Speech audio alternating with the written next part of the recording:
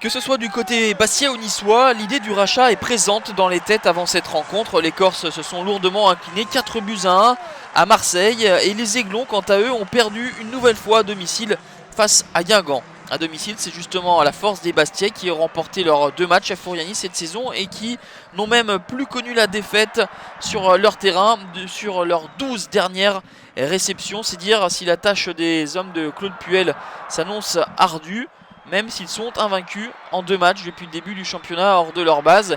Et cela se confirme. Leur aisance à l'extérieur avec Alassane Pléa qui était tout proche de marquer. Il élimine le cas qui lui touche le pied tout de même. Ensuite il aurait pu, Alassane Pléa, marquer dans le but vide, mais une glissade l'en empêche. À passer cette alerte, Bastia va réagir. Superbe frappe du pied gauche de Gaël Danic.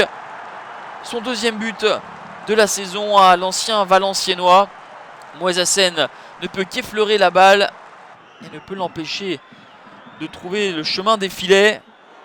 D'un but somptueux à un autre avec Nampalis Mendy.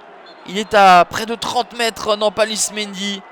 Une frappe qui ne laisse aucune chance à Jean-Louis Lecas. Trop court également. Lecas qui faisait son retour après une blessure. C'était Jesper Hansen qui avait assuré l'intérim. Lecas va devoir s'incliner une 2e fois dans cette première période. À la 40e, le très bon service de Jean-Michel Seri, l'Ivoirien, pour Germain.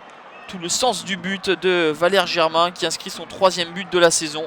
Le contrôle est parfait en porte-manteau et la finition très précise tout en sang-froid. Petite sensation à la pause, c'est donc Nice qui mène 2-1.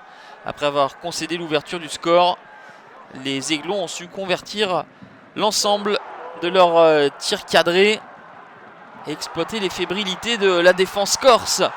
Là, ce sera la défense niçoise qui va être à la peine avec cette faute de Paul Bice. Enfin, le pense-t-on? Le pense-t-il également Gaël Danic? Sans doute, mais Monsieur Bien ne siffle étonnamment rien. Il semblerait que Paul Bice accroche Gaël Danic. Cela aurait pu avoir des conséquences assez importantes sur cette rencontre. Mais au lieu de cela, eh bien, Nice continue d'attaquer pour marquer ce 3e but avec la frappe de Wallison, ce Brésilien entré en cours de jeu à la place d'Atem Ben Arfa. 94e minute. C'est Saïd Benrahma qui va sceller le score de cette rencontre. 3-1 pour l'OGC Nice grâce au jeune Algérien de 20 ans, Saïd Benrahma. 1er but de la saison pour l'Algérien, son 2e parmi l'élite. Domination brouillonne et désordonnée des Bastiais.